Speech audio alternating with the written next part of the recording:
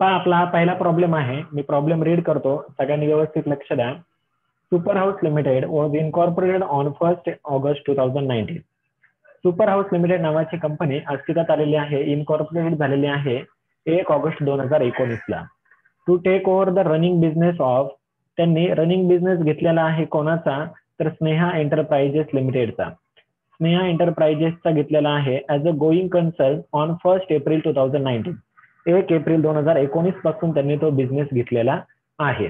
Company अस्तित्वात केव्हा आलेली आहे, 1 ऑगस्ट 2019 ला. आणि बिझनेस कधीपासून घेतलेला आहे, तर 1 एप्रिल 2019 पासून घेतलेला आहे.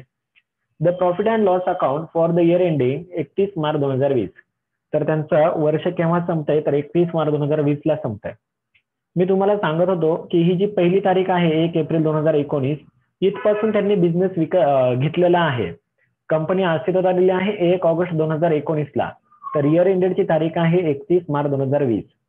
आता हे जे प्रॉफिट अँड लॉस अकाउंट आहे, या प्रॉफिट अँड लॉस अकाउंट वरून आपल्याला काय करायचं आहे, हे एक्सपेन्सेसचं अलोकेशन करायचं आहे. हे एक्सपेन्सेस एक तर टाइम रेशो मध्ये डिस्ट्रीब्यूट होणार आहेत किंवा सेल्स रेशो मध्ये डिस्ट्रीब्यूट होणार आहेत. कसे डिस्ट्रीब्यूट होणार आहे, काय होणार आहे, ते तुम्ही जिथं प्रॉब्लेम लिहिलेला असेल त्याच्या पुढच्या बाजूला पेन्सिलने लिहून ठेवायचं, म्हणजे आपल्याला कोणता एक्सपेन्सेस कसा डिस्ट्रीब्यूट करायचा आहे ते समजेल. एक एक एक्सपेन्सेस पाहू. टू रेंट अँड टॅक्सेस, हा रेंट नावाचा जो एक्सपेन्सेस आहे तो आपण टाइम रेशो मध्ये डिस्ट्रीब्यूट करतो, म्हणून त्याच्या पुढे टाइम लिहायचं. नेक्स्ट पुढे आहे टू इन्शुरन्स. इन्शुरन्स सुद्धा आपण टाइम रेशो मध्ये डिस्ट्रीब्यूट करणार आहे, म्हणून तिथे आपण लिहिणार टी. टू इलेक्ट्रिसिटी टीच, टी म्हणजे time ratio. To salary time ratio. To director fees, director fees हा आपण पोस्ट इन कॉर्पोरेशनला लिहिणार आहे, म्हणून तिथं आपण लिहिणार पोस्ट. टू डायरेक्टर फीज हा कंपनी स्थापनेनंतरचा खर्च असतो, म्हणून आपण तिथे काय लिहिलं, पोस्ट. पोस्ट म्हणजे आफ्टर इनकॉर्पोरेशन किंवा post in corporation. Next audit fees, it is also post in corporation expenses. जेव्हा कंपनी अस्तित्वात येते तेव्हा हा खर्च केला जातो ऑडिट फी, म्हणून त्याच्या पुढे काय लिहायचं, पोस्ट इन कॉर्पोरेशन किंवा after in corporation. Commission, commission हा आपण सेल्स रेशो मध्ये डिस्ट्रीब्यूट करणार, म्हणून तिथे लिहायचं sales. Advertisement also sales ratio. Discount also sales ratio. Office expenses, नाव this expenses allocated in time ratio. आता हा एक्सपेन्सेस आपण टाइम रेशो मध्ये डिस्ट्रीब्यूट करणार आहोत. कॅरेज, कॅरेज हा जो एक्सपेन्सेस आहे तो सेल्स रेशो मध्ये. बँक चार्जेस टाइम रेशो मध्ये. प्रिलिमिनरी एक्सपेन्सेस हा खर्च येणार आहे तो म्हणजे पोस्ट इन कॉर्पोरेशनला. Bad debts sales ratio. Interest on loan time ratio. आणि नेट प्रॉफिट म्हणजे हाच आपल्याला प्रॉफिट काय करायचा आहे, प्रायर टू इनकॉर्पोरेशन किती आहे आणि पोस्ट इन कॉर्पोरेशन किती आहे, हाच कॅल्क्युलेट करायचा आहे. समजून घ्या. हा तुमचा जरी पहिला प्रॉब्लेम असेल तर एकदम सोपा आहे. मी थेअरीमध्ये ऑलरेडी तुम्हाला हे सगळं सांगितलेलं आहे की कोणते एक्सपेन्सेस कोणत्या रेशोमध्ये डिस्ट्रीब्यूट होतात. त्याप्रमाणे आपण एक एक एक एक एक्सपेन्सेस पाहिले आणि ते कसे डिस्ट्रीब्यूट होणार आहे, अलोकेशन त्याचं कसं केलं जाणार आहे ते पाहिलं.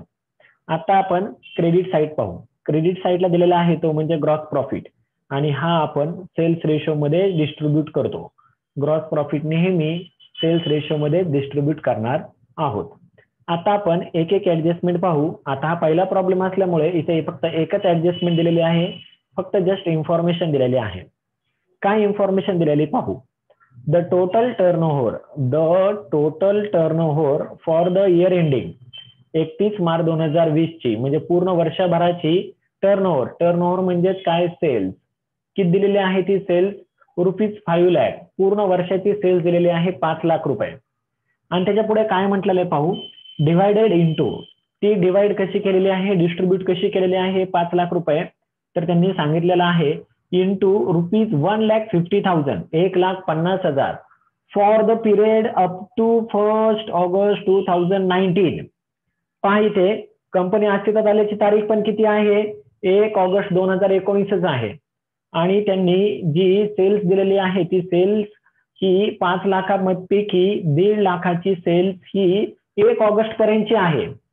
1 ऑगस्ट पर्यंतची आहे म्हणजे प्री इनकॉर्पोरेशनची आहे, या तारखेच्या आधीची आहे, म्हणजे 1 एप्रिल ते 1 ऑगस्ट पर्यंतची आहे, म्हणजे ती प्री इनकॉर्पोरेशनची आहे. किती आहे ती, 1.5 लाख रुपये आहेत. नेक्स्ट पुढे काय सांगितलंय पाहू. अँड ₹3,50,000. आता 1.5 लाख रुपये, 5 लाखापैकी 1.5 लाख रुपये प्रीचे असतील, म्हणजेच राहिलेले किती? 3.5 लाख. त्यांनी काढूनच दिलेले आहेत, नसते काढले तरी सुद्धा आपण 3.5 लाख रुपयेच काढले असते, कारण 5 लाखातून 1.5 लाख वजा केले असते, 3.5 लाख राहिले असते. आता हे जे 3.5 लाख रुपये आहे, या बाबतीत काय सांगितले पहा, for the remaining period. For the remaining period म्हणजे काय?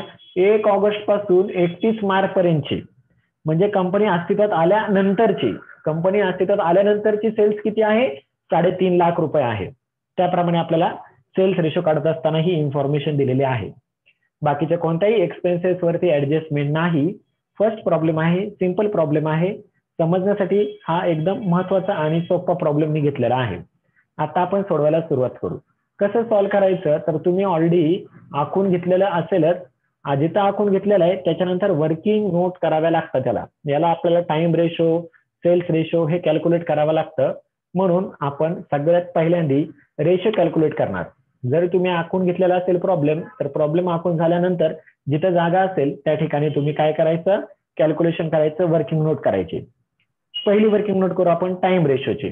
म्हणून लिहा calculation of time ratio. Calculation of time ratio.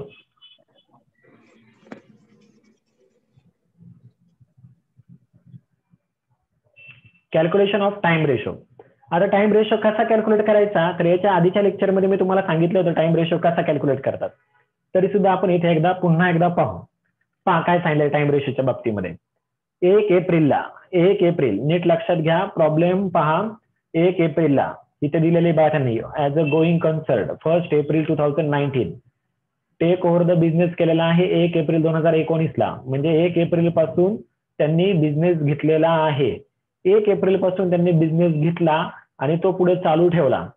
हा चालू ठेवत ठेवत कुठपर्यंत आले? जिथं इयर एंडिंग होतं तिथपर्यंत आले. ती इयर एंडिंगची तारीख किती आहे? 31 मार्च 2020. 1 एप्रिलला बिझनेस घेतला आणि 31 मार्चला इयर एंडेड झालं, वर्ष संपलं. या 2 तारखेच्या मध्ये कंपनी कुठेतरी अस्तित्वात आलेली असते. कुठे अस्तित्वात आलेली आहे? तर त्यांनी सांगितलेले 1 ऑगस्ट 2019ला. मग 1 ऑगस्ट 2019 म्हणजे साधारणपणे इथे आली ती तारीख होती 1 ऑगस्ट 2019. आता इथून 1 एप्रिल ते 1 ऑगस्ट पर्यंत महिने काउंट करायचे.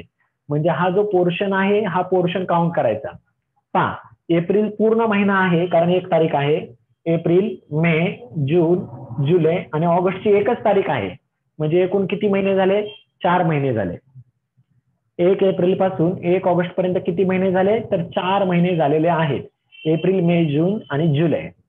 तसंच 1 ऑगस्ट पासून ते 31 मार्च पर्यंत पण महिने काउंट करायचे. ऑगस्ट पूर्ण येणार. August, September, October, November, December, जानेवारी, फेब्रुवारी आणि मार्चची 31 तारीख आहे म्हणून मार्च सुद्धा येणार. मार्च पण धरला आपण. तर किती महिने होतात? 8 मंथ. किती महिने झाले? 8 महिने झाले. आता हा जो पोर्शन आहे हा 4 महिन्याचा हा काय आहे? प्री इनकॉर्पोरेशन आहे किंवा प्री एक्विजिशन आहे. तिथे शेअर्स घेतल्या, कंपनी अस्तित्वात आलेली नव्हती.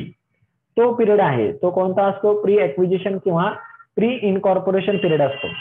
तर हा पिरियड आहे तो म्हणजे पोस्ट एक्विजिशन. प्रीचा पोस्टशी रेशो काढायचा. 4 एके 4 आणि 4 दुने 8. रेशो किती येईल? 1:2. रेशो किती आलेला आहे? 1:2. तुम्ही अशाच प्रकारची वर्किंग नोट करायची. एकदम सोपं आहे, काहीही अवघड नाही. 3 तारखा लक्षात ठेवायचा. कधीपासून बिझनेस घेतला, कंपनी अस्तित्वात केव्हा आली आणि वर्ष केव्हा संपलं. हा जो फर्स्ट पिरियड असतो तो प्री एक्विजिशन किंवा प्री इनकॉर्पोरेशन ते महिने मोजायचे. नंतर पोस्ट इनकॉर्पोरेशनचे महिने मोजायचे आणि या दोघांचा रेशो काढायचा. 4 एके 4 आणि 4 दुने 8. रेशो किती आला? 1:2 हा रेशो आलेला आहे. हा झाला टाइम रेशो. आता आपण सेल्स रेशो काढणार आहोत. त्याच्या आधी मी तुम्हाला सांगतो की तुम्ही हे जे लेक्चर करत आहात ना, ते लेक्चर तुम्ही तुमच्या मोबाईलवरनं करत असाल तर मोबाईल तुमचा आडवा करायचा. आडवा केला म्हणजे जेवढी स्क्रीन आहे तेवढं भरून तुम्हाला हा सगळा व्हिडिओ दिसेल. लेक्चर पूर्ण व्यवस्थित दिसेल. जर तुम्ही उभा मोबाईल धरला तर फक्त निम्म्यातच दिसेल. तो मोबाईल शक्यतो आडवा करायचा म्हणजे सगळं व्यवस्थित दिसेल. चला पुढे पाहू आपण सेल्स रेशो. दुसरी वर्किंग नोट करायची. Calculation of sales ratio. Calculation of sales ratio. आणि हा कसा काढायचा पाहूया. सगळ्यात पहिल्यांदा लिहायचं असतं ते म्हणजे टोटल टर्नओव्हर. टोटल टर्नओव्हर किती होती? किती होती तर त्यांनी दिलेली टर्नओव्हर इथे दिलेली होती, किती दिलेली होती 5 लाख रुपये. टोटल टर्नओव्हर पूर्ण वर्षाची 5 लाख. त्यापैकी 1.5 लाख ही 1 ऑगस्ट पर्यंतची होती म्हणजेच प्री इनकॉर्पोरेशनची होती आणि त्याच्यानंतरची 3.5 लाख होती. तेच आपल्याला लिहायचंय. टोटल टर्नओव्हर होती 5 लाख. त्याच्या खाली लिहायचं turnover for the period up to 1 August 2019. Turnover of the period up to 1 August. 1 August ही तारीख का घेतलेली आहे कारण ही इनकॉर्पोरेशनची तारीख आहे, कंपनी अस्तित्वात आल्याची तारीख आहे. त्यापर्यंतची सेल्स किती होती त्या तारखेपर्यंतची तर ती होती रुपये 1.5 लाख, 1,50,000. आणि त्याच्यानंतरची म्हणजे turnover of the remaining period. Remaining म्हणजे राहिलेला पिरियड म्हणजे पोस्ट इनकॉर्पोरेशन पिरियड. ती किती होती 3.5 लाख रुपये होती. आता ह्या दोन अमाऊंटचा आपल्याला काय करायचंय 1.5 लाखाचा आणि 3.5 लाखाचा रेशो काढायचा आहे. कसा काढायचा तर सगळ्यात पहिल्यांदा लिहायचे 5 लाख रुपये. 5 लाख रुपये. इथं जरा थोडंसं हे झालेलं आहे टायपिंग मिस्टेक. ते 3.5 लाख नाही तिथे 5 लाख आहेत. 5 लाख रुपये. नेक्स्ट हे सगळ्यात मध्ये लिहायचे 5 लाख रुपये. त्याचे 2 भाग पाडायचे. 5 लाखाचे 2 भाग पाडायचे. सगळ्यात पहिला भाग जो आहे तो प्री इनकॉर्पोरेशनचा म्हणजेच 1.5 लाखाचा आणि नंतर दुसरा जो भाग आहे तो कितीचा आहे 3.5 लाखाचा आहे. इथं दुरुस्त करा जरा. 5 लाखाचे 2 भाग पाडले. पहिल्याने 1.5 लाख प्रीचा आणि पोस्टचा 3.5 लाख. आता 1.5 लाखाचा 3.5 लाखाशी रेशो काढायचा आहे. सगळ्यात पहिल्यांदा काय करायचे 4 झिरो कट करायचे आणि नंतर हे 4 झिरो कट करायचे. पहा कसं करायचं मी दाखवतो. हे 4 झिरो कट करायचे. हे पण 4 झिरो कट झाले. 5 त्रिक 15 आणि 5 7 35. रेशो किती आला 3:7. किती आलेला रेशो तर 3:7. समजलं का सगळ्यांना कसा रेशो काढायचो? खूप सोपा आहे.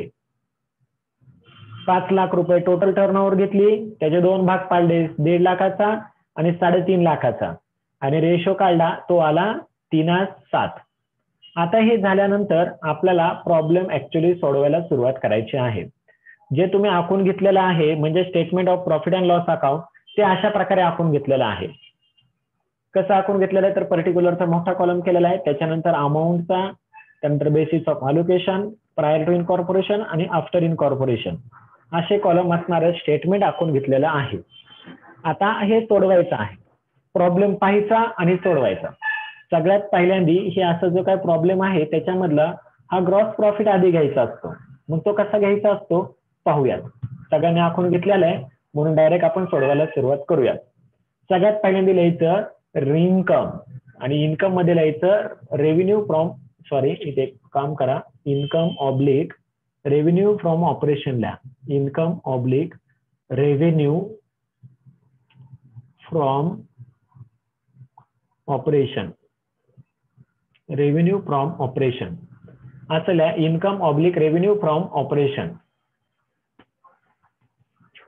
आणि त्याच्यामध्ये लिहिणार आपण काय लिहिणार by gross profit. By gross profit किती होता ग्रॉस प्रॉफिट त्याची पहा अमाऊंट दिलेली होती 1,55,000 म्हणून आपण टोटल अमाऊंट मध्ये लिहिणार 1,55,000 आणि बेसिस ऑफ अलोकेशन मध्ये तो डिस्ट्रीब्यूट करणार तो म्हणजे सेल्स रेशो मध्ये 3:7. Cells ratio 3:7. 3:7 मध्ये डिस्ट्रीब्यूट केले 1,55,000 तर त्याला भागिले 10 करायचं. भागिले 10 गुणिले 3 म्हणजे प्रायरचा हिस्सा येईल तो म्हणजे 46,500. कंपल्सरी कॅल्क्युलेट करूनच पाहायचा. मी सांगतोय म्हणून लिहायचा नाही. कॅल्क्युलेटरवरती कॅल्क्युलेट करून पाहायचा तेवढीच अमाऊंट येते का पाहायची आणि मगच लिहायची. नेक्स्ट पोस्ट इनकॉर्पोरेशनचा येईल 1,08,500. 1,08,500. त्याच्यानंतर याची टोटल करून घ्यायची. टोटल करायची 1,55,000 आयाशी येतील त्याला टोटल इन्कम म्हणणार आपण. त्यानंतर हे 46,500 आणि 1,08,500. काय केलं हा ग्रॉस प्रॉफिट लिहून घेतला. जी टोटल होती इन्कमची रेव्हेन्यू फ्रॉम ऑपरेशनची ती घेतली. सेम प्रायरची पण घेतली आणि आफ्टर इनकॉर्पोरेशनची पण टोटल घेतली. त्याच्यानंतर लिहायचं एक्सपेन्सेस आणि एक्सपेन्सेस लिहिल्यानंतर आता एक एक एक्सपेन्सेस लिहायला सुरुवात करायची. सगळ्यात पहिला आहे टू रेंट अँड टॅक्सेस. लगेच लिहून घ्यायचं to rent and taxes 12,000. To rent and taxes amount मध्ये लिहायचं 12,000 आणि तिथे आपण लिहिलेलं होतं पहा, काय लिहिलेलं होतं, टी लिहिलेलं होतं. टी म्हणजेच काय, टाइम रेशो. म्हणून तो कशात डिस्ट्रीब्यूट करायचा, टाइम रेशो मध्ये डिस्ट्रीब्यूट करायचा. म्हणून इथं लिहायचं टाइम एकास 2. किती आला होता रेशो, तो एकास 2 आला होता. म्हणून एकास 2. 12,000 एकास 2 मध्ये जर डिस्ट्रीब्यूट केले तर येतील 4,000 आणि 8,000. 4,000 आणि 8,000. समजतंय ना काय चाललंय, सोपं आहे एकदम. नेक्स्ट पुढे जाऊ. नंतर आहे टू इन्शुरन्स. लिहा इन्शुरन्स. टू इन्शुरन्स रक्कम होती 3,000 आणि हा सुद्धा आपण टाइम रेशो मध्ये डिस्ट्रीब्यूट करणार. इन्शुरन्स 3,000 टाइम एकास 2, 1,000 आणि 2,000. रेशो दिलेला आहे त्यांनी एकास 2. एकास 2 म्हणजे याला 3 भागायचं, 1,000 येतील आणि 2,000 येतील. नेक्स्ट पुढे आहे इलेक्ट्रिसिटी. इलेक्ट्रिसिटीची अमाऊंट होती 2,400 आणि हा सुद्धा आपण टाइम मध्ये डिस्ट्रीब्यूट करणार एकास 2 मध्ये. 2,400 रुपये एकास 2 मध्ये जर डिस्ट्रीब्यूट केले म्हणजे त्याला 3 भागलं तर पहिल्यांदा येतील 800 आणि त्याच्या डबल म्हणजे 1,600. नेक्स्ट पुढे पाहूयात, इलेक्ट्रिसिटी झालं. नंतर आहे सॅलरी. सॅलरीची अमाऊंट आहे 36,000. पाहू आपण कसं करायचं. घ्या टू सॅलरी 36,000 टाइम रेशो एकास 2. सॅलरी 36,000 टाइम रेशो एकास 2. 36,000 भागिले 3 केलं की येतील 12,000 आणि त्याच्या डबल केलं की येतील 24,000. नेक्स्ट हे झालं सॅलरी. पुढे जाऊ. पुढे आहे director fees. To director fees 3,000. पाहू कसं लिहायचं. टू डायरेक्टर फीज 3,000 आणि आता इथं काय करायचं, इथं लिहायचं अलोकेशन मध्ये पोस्ट. काय लिहायचं, पोस्ट. पोस्ट म्हणजेच काय, आफ्टर इनकॉर्पोरेशन.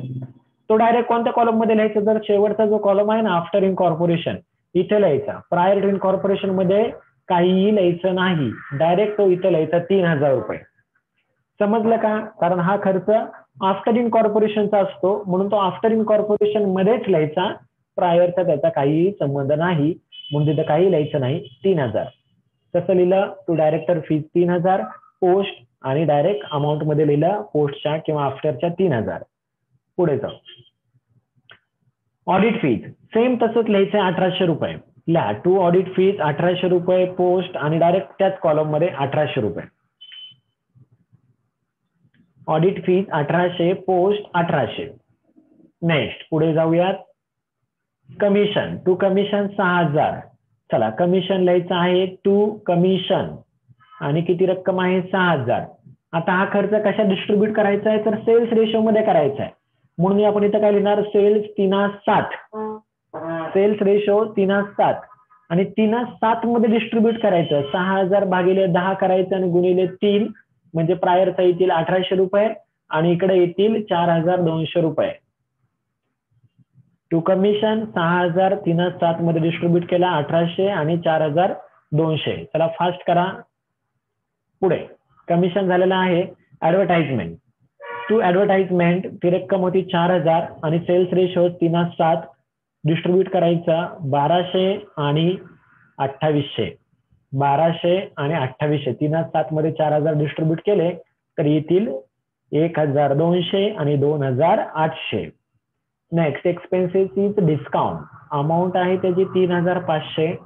तोही सेल्स रेशो मध्ये डिस्ट्रीब्यूट करायचा 3,7 मध्ये. 3,500 भागिले 10 गुणिले 3 येतील 1,050, 1,050 आणि 2,450. 2,450. 3,500 कसे डिस्ट्रीब्यूट केले, 3,7 मध्ये केले 1,050 आणि 2,450. पुढे आहे ऑफिस एक्सपेन्सेस 7,500 आणि तो कशा डिस्ट्रीब्यूट करणार आहे, आता आपण तो टाइम मध्ये करणार आहे. टाइम रेशो किती, एकास 2 आहे म्हणून 7,500 एकास 2 मध्ये डिस्ट्रीब्यूट करायचे. किती येतील, 2,500 आणि 5,000. 2,500 आणि 5,000. फास्ट लिहा, सोपं एकदम, काहीही डोकं चालवावं लागत नाही. To carriage. कॅरेजची अमाऊंट आहे 3,000 आणि कॅरेज आपण सेल्स रेशो मध्ये डिस्ट्रीब्यूट करतो म्हणून तिथं लिहायचं सेल्स. हे खर्च एक्सपेन्सेस जे आहेत ना ते पाठ करून ठेवायचे. झालं.